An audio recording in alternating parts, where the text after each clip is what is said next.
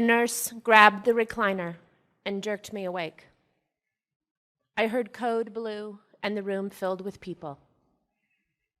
In that instant, I knew he was gone. The doctor's words attempted optimism, but their faces betrayed them. The next hours were awful. My sweet boy had become a corpse hooked to machines. I sat next to him, begging him to come back to me. But really, I wanted to flee. I didn't want any of this to be happening. I wanted to wake up stiff and uncomfortable in that ugly blue chair and realize it all was just a very bad dream. But this was far worse than a nightmare. My 20-month-old son had just died in one of the country's leading hospitals. On Thursday, he was sick, and on Tuesday, he was dead. That night, when he had been admitted to the hospital, white circles with wires were stuck onto Gabriel's bare little chest to monitor his breathing and heartbeat. Every time he made the slightest little wiggle, the alarms would go off, and they're loud. Every time we would almost be asleep, the racket and worry would start all over again. We'd already spent sleepless days and nights in my local hospital where he had been misdiagnosed again and again. But now, we were in a university hospital for children. Finally, here, I felt safe and very tired. And I'm sure the nurse could see how tired I was, and she wanted to take care of me too. So she did the logical thing. She turned off the alarms on the machine next to his bed. And I thanked her when she did it. I was so grateful for the prospect of silence and sleep. Later, doctors and administrators from the hospital would explain that actually, unknowingly, she had done a lot more. She hadn't just turned the racket off in the room. She'd turned off all of the alarms everywhere, in his room, at the nurse's station, and on her pager. Later, the manufacturers of the monitors would explain they didn't think anyone would go through the trouble of 7 screens to turn off all of the alarms. So they didn't include a failsafe to stop her. They were wrong. So when Gabriel's heart stopped beating, there was no sound. Just quiet. Nothing woke me until several minutes had passed, and I was being jerked awake, and the room filled with people and panic. Imagine if you were that nurse, if you had done what she had done. You're doing your job, a demanding job, an important job, and you do something that causes someone to die. A beautiful child dies because you think you're doing a good thing. Then your shift is over, and you have to look his mother in the eye and tell her goodbye. And the next day, you're expected to go back to your job, carry on, go about your business, all the while hoping and trusting that nothing else terrible happens. I could never do that job. I'm not that brave. My response to what happened to Gabriel is not unique. Like most people who have experienced errors in medical care, we want 3 things. We want an honest, transparent explanation of what has happened.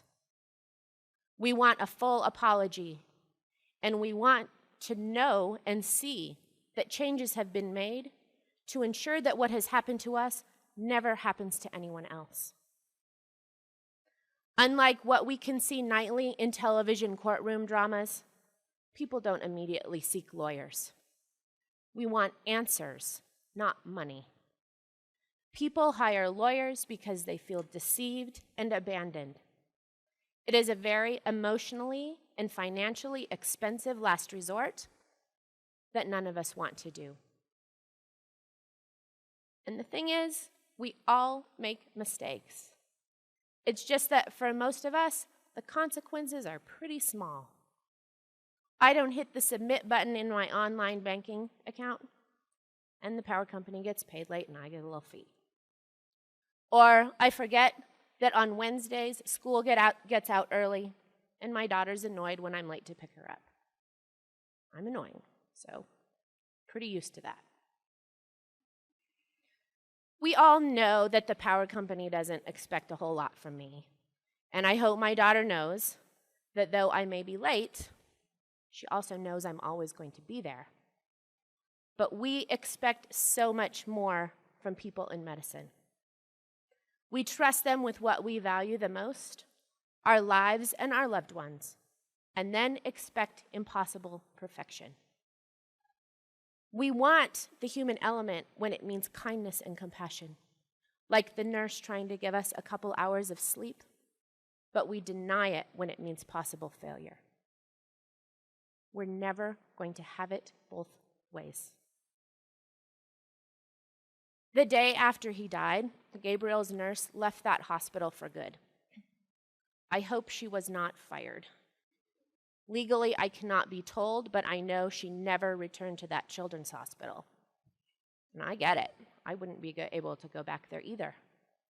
And one of the pediatric neurosurgeons who took care of Gabriel, he later quit practicing medicine altogether.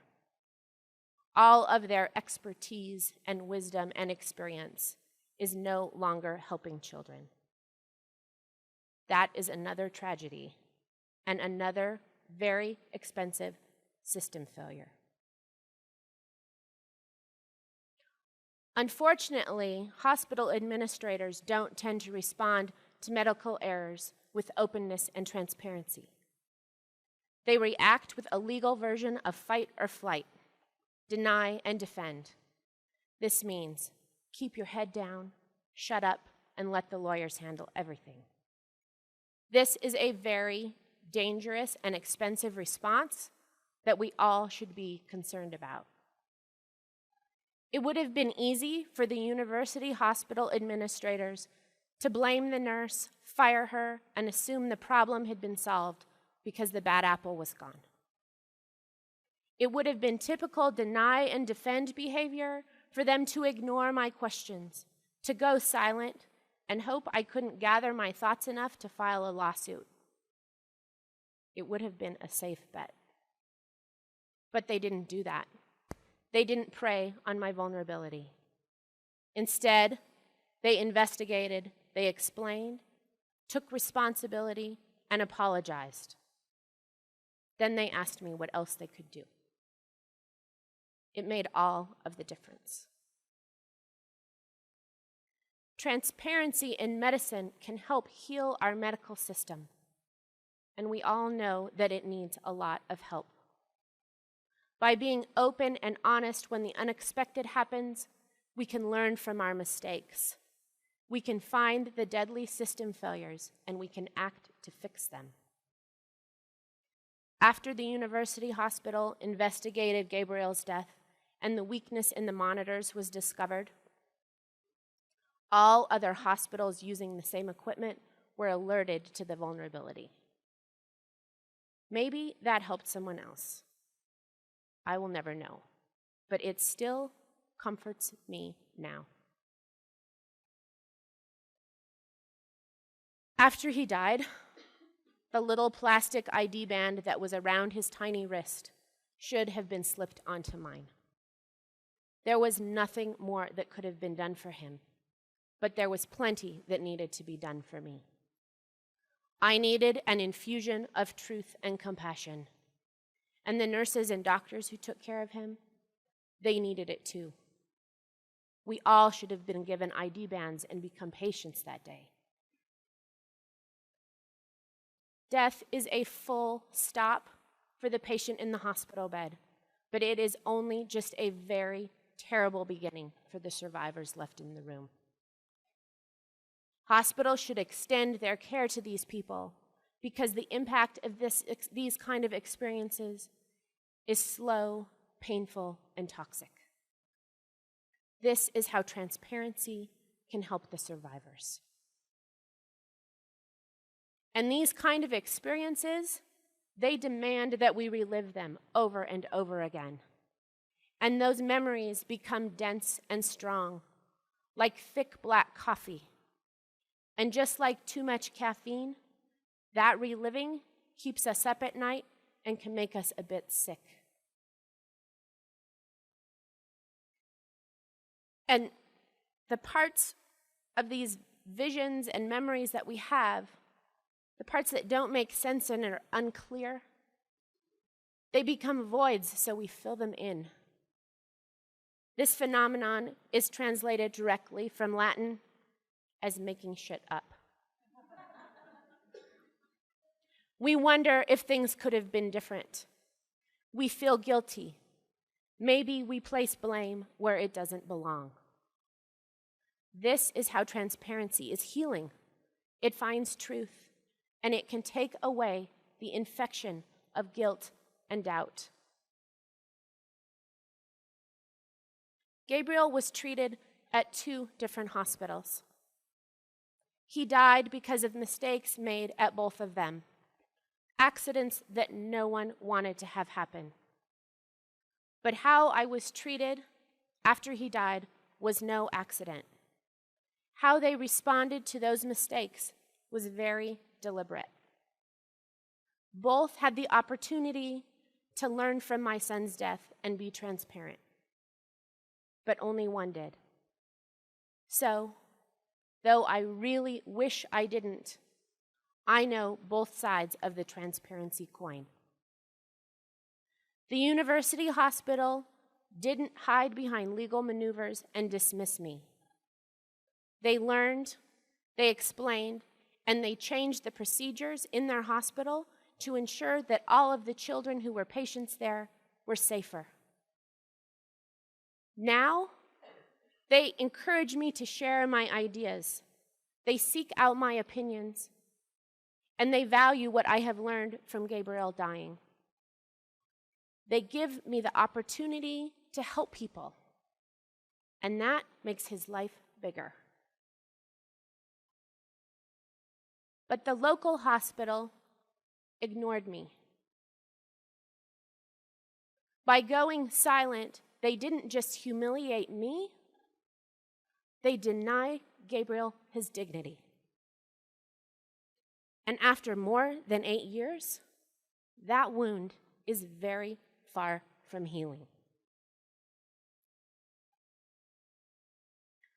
I wish the story I just told you was rare, but it is not. Errors in healthcare are common. The exact numbers are hard to determine. This is another side effect of deny and defend. But a shocking accepted number is that 100,000 people will die in the US this year because of preventable mistakes. This means this year there will be 100,000 opportunities to learn. 100,000 lives we should honor. 100,000 opportunities to choose truth and compassion over deny and defend. I know what I'm asking for is big. I want a culture change. Maybe I'm talking about a revolution. And I know what the opponents say, that transparency in medicine will just be a field day for the lawyers, insurance companies will never play along, and the already busy hospitals will just be distracted by it. But case after case, study after study, proves the opponents wrong. Transparency in medicine will save us money and make us all safer. Those are both good and noble pursuits, but it's not why we should do it. We should do it because eventually we all are going to need to wear one of those plastic ID bands. Eventually, we all are going to need the good healing medicine of truth and compassion. Thank you.